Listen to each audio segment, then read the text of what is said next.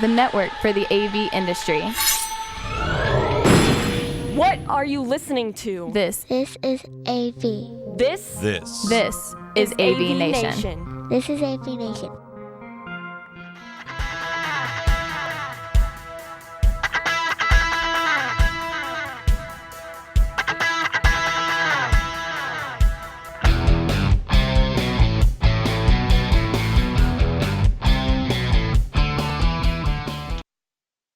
Greetings, everyone, and welcome to this episode of Connected, Everything IoT. My name is David Danto, your host, and on this week's episode of Connected, we're going to be talking about IoT Security Part 2.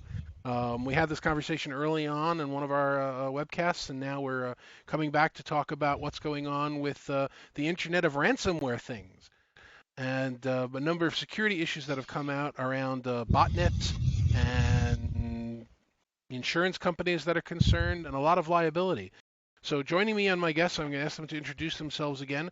We have Jason Harris. Jason, tell everybody who you are and what you do. Yeah, hi, I'm Jason Harris. I'm the managing principal consultant for security in the Americas, and my role is really to help clients understand security architecture, security risks, emerging threats, trends. IoT security is definitely one that's top of mind, and we'll talk a bit more about that in detail later. Great. And we have Paul Chavez. Paul, can you let everybody know who you work for and what you do? Sure. My name is Paul Chavez. I work for Harman Professional Solutions, and I'm the Director of Systems Applications, where I work on software development and design as well as technology strategy. Terrific. Thank you, Paul. And rounding out our panel for this show is Bradford Benn. Needs no introduction, but Bradford, why don't you do it anyway? Thank you, David. I'm actually going to be wearing two hats today. One hat is I am the self-proclaimed digital janitor and web architect for AVNation and a network nerd. And then during my day job, when I'm not on vacation, I work with Paul at Harman Professional Solutions, where I'm a senior solutions manager specializing in large systems. So I do a lot of networking stuff, both professionally and for fun. Terrific. Thank you, gentlemen. I appreciate you making the time to have this conversation because I think it's an important one to have. So I was minding my own business, reading the news on one of my smart devices, and all of a sudden I saw a notice come from Johnson & Johnson saying that their insulin pumps are subject to hacking, and users should be aware. Not that if I'm using an insulin pump, I would know what to do to prevent it from being hacked, but that really brought it home for me that we are now surrounded not just by industrial devices in enterprises and organizations, but dozens, if not hundreds, of things in our own home that are connected to the internet, have sensors, have base level operating systems that are probably not very secure, and maybe taking part in a denial of service attack, or maybe subjected to ransomware. Your thermostat sending you reports saying if you don't pay XYZ, we're going to make your house too hot to live in or too cold to live in. Again, I'm going to ask each of you, but on a scale of I'm making too big a deal out of it to oh my God, my house is on fire, where really is this threat? Well, I'll kick off. It's Jason. So sad to say that the threat is real, and we've actually just recently carried out the first instant response, which was for an organization that actually had a denial of service attack that originated, we proved, from IoT devices. So there's no doubt that it's a real threat and it's growing. And then amongst all of our security review work that we're doing for clients, often, almost always, we find that those internet connected smart devices or smart cameras or smart XYZ are running on insecure operating systems and not segregated from the rest of the network. And when you add that to the fact that there's so many people who have these new smart IoT devices in their homes, and they're using their same internet connection to connect back into their company or somebody else's company, we're not making a big enough deal out of it, I think. Actually, I'm going to agree with Jason on this one, but I'm going to take a slightly different tack because I'm impressed that Jason's actually been retained to take a look at this stuff. I think it is a sky is falling type moment, but I think the sky has been falling for a while, and we've just been kind of digging our head in the sand and ignoring it. To me, one of the challenges is that there's very little review of this technology. So, for instance, I'll use the example of Windows 10 versus Mac versus an insulin pump. Of those three pieces of software, which one do you think has had security analysis done on it? Now, we all pretty much will agree that it's not the insulin pump. But what makes it worse is the fact that under the Digital Millennium Copyright Act, or DMCA, it can actually be deemed illegal for people to start looking at this stuff and publishing the information because it's copyrighted information on the insulin pump. So it's almost as if the companies are purposely keeping us out using DMCA, like John Deere has done and a couple other companies. But then you couple that with the fact of the password's password. It's a very easy device to get into. Almost no one at home knows how to set up their networks, and it becomes a big problem. I don't think it's unstoppable. I think some basic practices of third-party review can help a lot of this. You know, if Johnson and Johnson had said, "We're going to hire a couple of white hats and say, hey, can you take a look at this?" or done it through an external third party, because I know this sounds bad, but working for a company, having an external third party that we hire to look at this stuff and review it means that we get that second set of eyes, but also someone else who might have deeper experience with it. So I do think it's the sky is falling moment. And I think, the insulin pump is just the tip of the iceberg. It's Yeah, and I don't want to just throw Johnson and Johnson under the bus. That was just one example that was very widely publicized. Paul, are you going to make this unanimous? Yeah, well, sort of, except that I'm an optimist. And my take on this is that in some ways, the evolution of this technology, we can't move forward without these sort of bad things happening, and then the whole ecosystem of IoT responding to these bad things happening. It's almost like if we're talking about this medical situation, we've got a virus, and we need to build up our antibodies. I think it's a natural sort of it's a natural occurrence, it's a natural evolution of technology. So I think that these conversations are particularly useful in raising awareness and responding to these problems that are inevitable, I think. And then after reading that article, and you guys are going to have to help me here because I know I'm saying it wrong, I see that there's an Internet of Things botnet out now. Mirai was the name that it was called.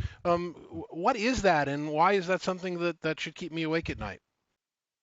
uh, I'll tell you why it should not keep you awake, but it does keep me awake at night.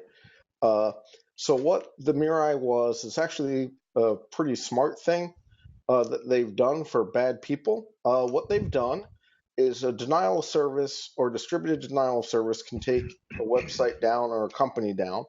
And what they've done is they've used all these Internet of Things devices that have very simple computers in them and typically don't have their passwords changed to attack a domain just by sending a ping command from, say, 100,000 devices at once, all to the same device, storming that device's connection and its device's power.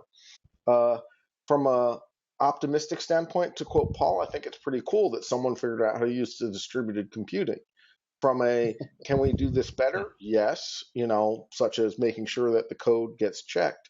But what it does is it allows nefarious people to do nefarious things without using their own equipment. Now, this seems like it's a small thing, and as the paranoid person, no, not paranoid, concerned individual, this also comes under Rule 41 that the U.S. Senate's or the U.S. Justice Department's trying to put in of the if your computer is being used in a botnet, they can legally search your computer even though you're an unwilling, complicit person. And that's the part that you should start worrying about is all of a sudden everything gets tied together and everything's searchable. Some of this stuff is very preventable. The botnets in question, if they had simply changed the administrative password, about half of the bots wouldn't have been used because, to be honest, the hackers were lazy. They send out the what's the default password, stuff answered. And just simply changing that makes it very solvable. To Paul's point, it's solvable. We just have to, as people, take it on as a serious thing.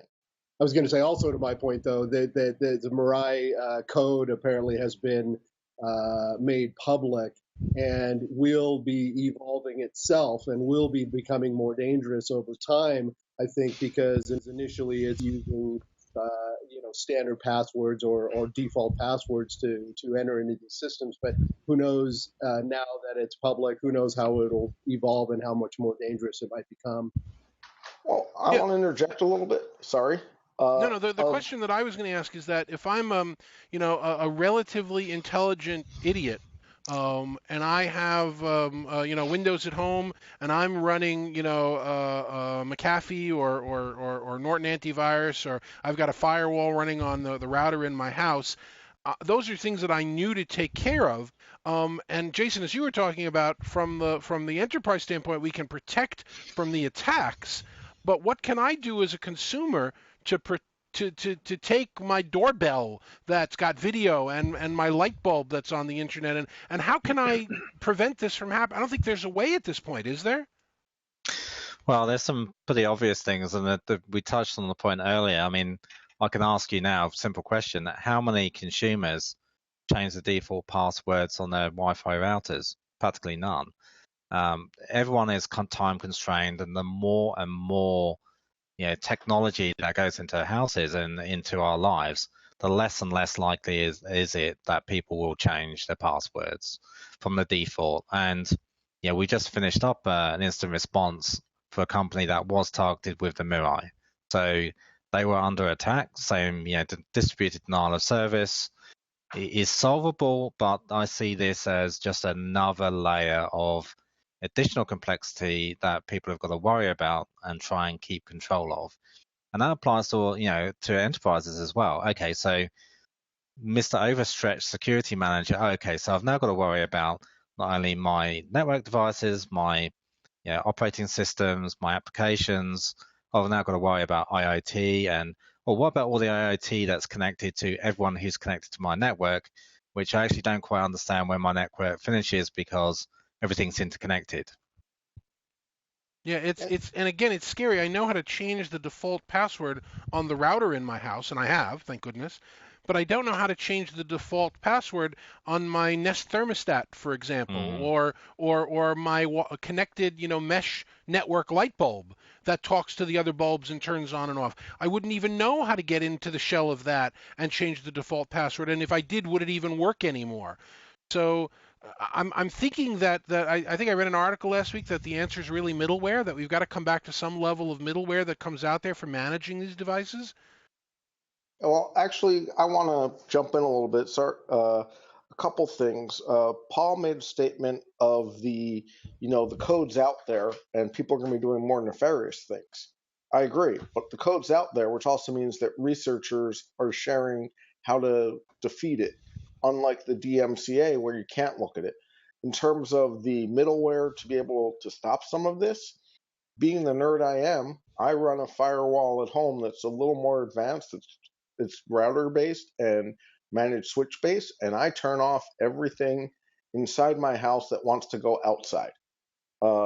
And it's a separate network. Now, admittedly, I'm somewhat of a Luddite when it comes to home technology.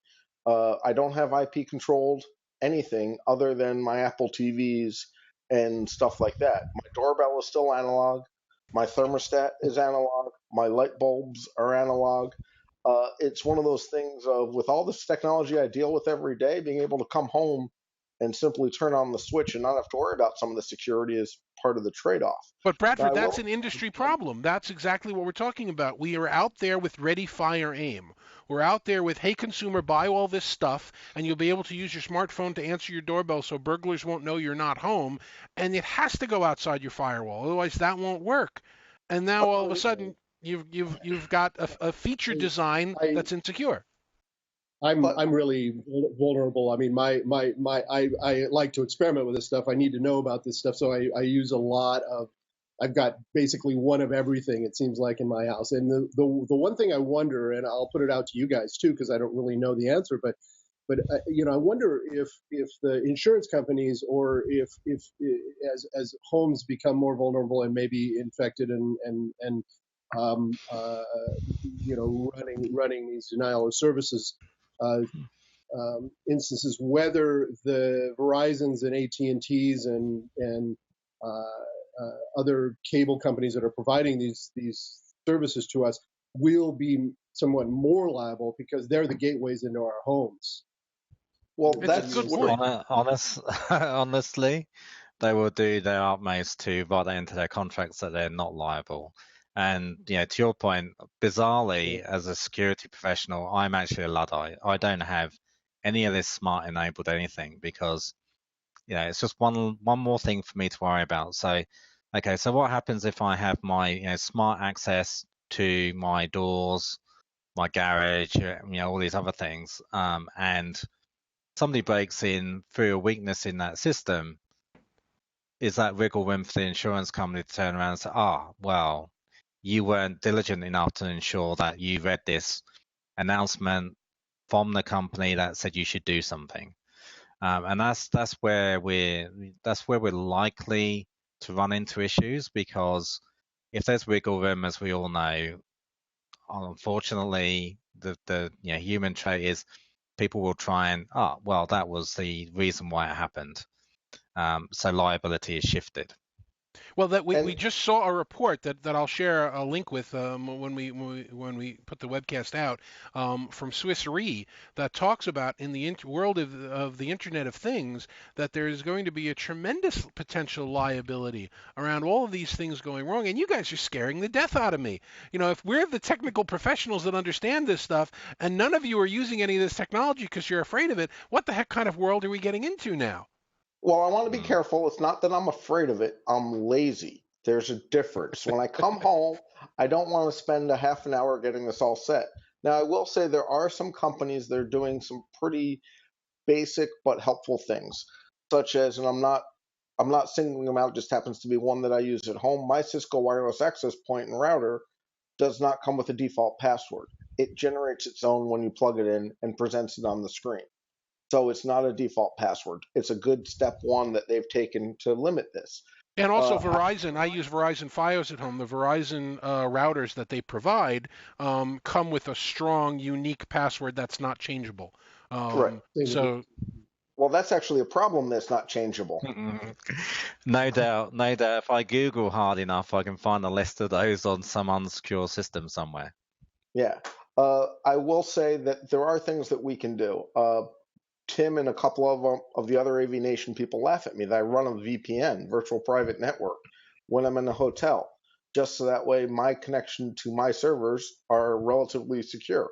I say relatively because nothing's absolute, but little stuff like that, like instead of having a non-VPN gateway out of your house to the big World Wide Web, having a better solution of having a VPN connection out, and so that you have a two-factor authentication, which is the way mine's set up, so you can make it more secure, so that when you want to get in from outside to go change the temperature in your house while you're on vacation, yes, you have to go in and log in, put in your password for your VPN, put in a two-factor authentication code, and then be connected. It's a whole lot easy. That's a lot more secure. And Paul's going to laugh at me because I'm paranoid, but what it means is that No, the well, hackers who are lazy aren't going to get look in my house. Oh, by the way, Yeah, Carol's unfortunately, very nice but today. you bring up a great point that you bring up a great point that I wanted to bring up here, which is that good security today means terrible user experience, mm, and that there's this trade-off that we as technology people kind of feel like we have to give up user experience to get security, and I really don't believe that. I think that ultimately, I think the onus is on the manufacturers to make these systems secure and usable, and that's a huge challenge. But we have to keep both in mind, because what Bradford just described sounds like a nightmare to me. And I'll agree with you, Paul. And sorry, Jason, to cut you off. There are things we can do to make this better. I'm using a VPN that's not certificate based or hardware based, so I can use it from any computer as long as I know my credentials. You could go in and do MAC address filtering, which I'll pretend can't be spoofed, but we all know better. You can do a certificate with two-factor authentication, which is what some of the VPNs do. Of here's a 256-bit word that's on your computer, it's going to match up against ours. There are ways to improve the user experience. For me, it was the other features were worth the trade-off, but I'm a nerd. All right, but guys, I'm going to ask the question again from a commercial standpoint. Why isn't XYZ company that makes doorbells or light bulbs that are connected to the Internet of Things putting themselves out, yeah, we cost $30 more, but ours are secure? Why isn't security and protection a feature in the consumer's minds or in the manufacturer's minds? I'll take my guess. A couple things. One, the consumers are resigned to it and aren't willing to put the investment in. To Paul's point, they'll make the trade-off of the user experience is such that I just want something simple, and there are 300 million people. What are the odds of me being hit? And I have insurance against identity theft and all these other things. So I think there's a portion of that, but I also think there's the other part, which is, there's no incentive for the company to do it. I wonder, and this is pure conjecture, if I say I'm secure and this is 256-bit encryption and blah, blah, blah, will the insurance company, when something happens, say, well, this company is liable because they provided a security that's not really there? And I wonder if that's part of the game. And, it's price driven. If I can spend $5 for a doorbell, I will. Yeah, I also think. Sorry. Go ahead, Paul. I'm sorry. Oh, sorry. I was going to say, I think that one of the reasons why people aren't willing to pay is because there hasn't been enough publicity towards failures. When we start seeing people really suffer because of this in the public, on the news, and that sort of thing, then people will be able to be willing to pay more. But really, right now, these articles that you sent to me, that we looked at prior to this, they're still fairly low key and underground. All of this information is still not like massively public as it needs to be. And also, David, I want to put your mind at rest. Sorry, Jason, you're never going to talk. You made the mistake having me and Paul on. But I want to put your mind a little bit at rest and make you nervous all at the same time. The bigger thing with ransomware and IoT is not the house. It's the business. There was a hospital in California that got held for ransomware of you want into your operating system, you will pay us X thousands of dollars. And I think that's the bigger challenge first. And because those are the deeper pockets of the system. So Jason, we're dealing with, I'd say, probably one of those kind of instances for enterprises a month now. Jason, if the risk is to the enterprise from like the DDoS attack, is there something that the enterprises can do to help influence the market so that these weak, awful points of failure are not as prevalent? I think that's going to be tough, but really what we need to be influencing, and certainly what we're doing, is most organizations, most enterprises just need to raise the level of security maturity, full stop, exclamation mark, because at the moment they're not. So this is just like an additional layer of threat and risk on top of everything else. And that's the core thing really is, it's almost like the straw that breaks the camel's back. There's all these existing threats, there's all these existing systems that aren't secure, that their IT is really struggling to keep up with, keep up with the patch cycle, application testing, application security testing, blah, blah, blah, blah, blah. All these different vendors are connecting into their systems, et cetera, et cetera. And then you just say, oh, and by the way, you now got to worry about IoT, not only in your own environment, but in the environment of all the users that are connected to your environment, and all of those companies, all of those users for the third parties that are connected into your network. So we still go back to let's start at the core and work our way out. I don't think there's going to be able to influence external organizations too much. Certainly in healthcare and industrial control systems, yeah, absolutely.